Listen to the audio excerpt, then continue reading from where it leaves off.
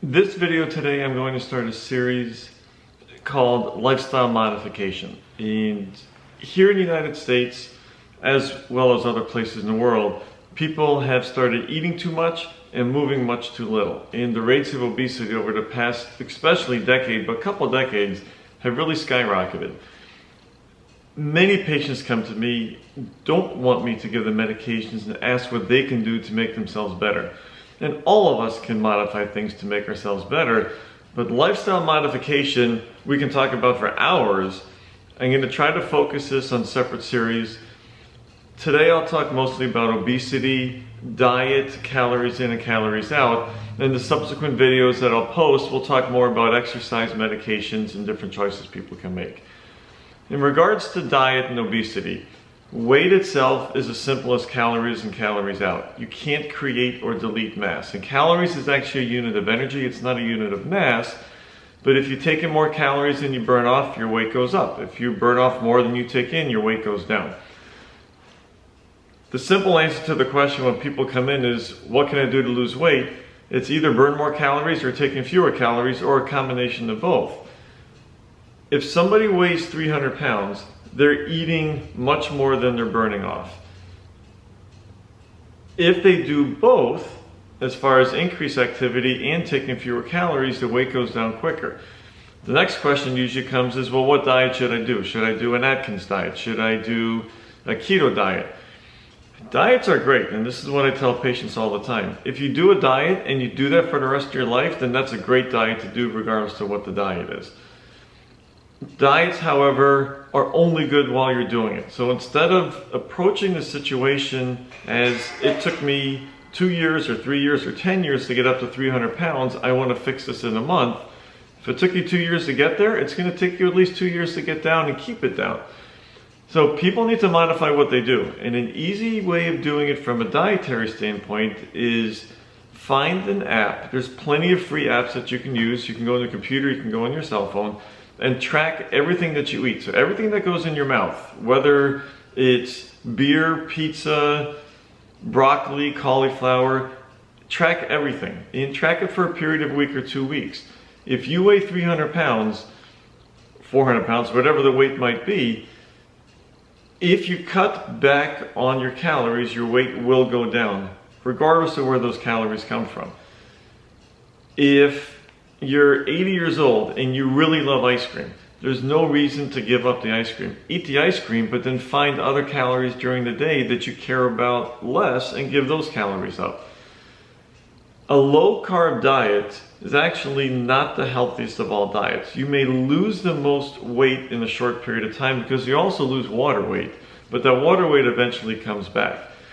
Eating lean proteins is a great way to keep yourself full, but eliminating carbs aren't the best thing. Several countries like Australia actually recommend against doing low-carb diets because they're not the healthiest diets to put people on.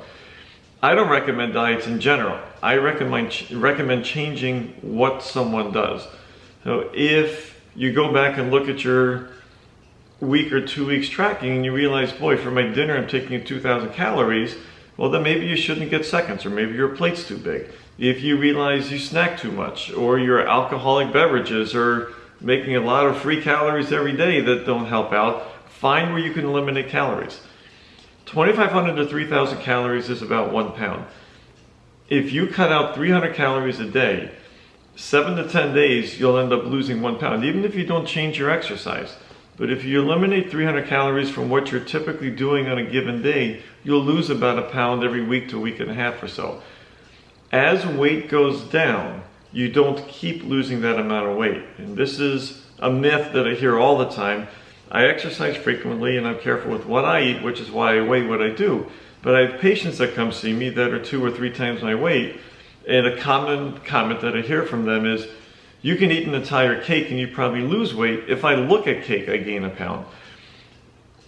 That's actually not true. If that same person and I both went for a half a mile or a 1 mile walk and looked at how many calories we burn, that person, if they're double my weight, are going to burn about twice the calories that I burn because their metabolism is that much faster. That's also why if you look at weight loss TV shows like The Biggest Loser, Those first several weeks, yes, that's when they're starting the regimen, but those first several weeks, they drop the most weight. Then as weeks go on, the amount of weight that they lose is less. They may be eating the same number of calories that they were when they started and doing the same amount of exercise, but at 250 pounds versus 300 pounds, they're burning fewer calories for the same amount of exercise. There are some people that do have a problem with metabolism. It's actually very rare. It's far less than 1% of the population. And metabolism is controlled by your thyroid gland. And it's a simple blood test that we can do. So if you are 300 pounds and you've never had your thyroid checked, it is very reasonable to have it checked and see if your metabolism is off.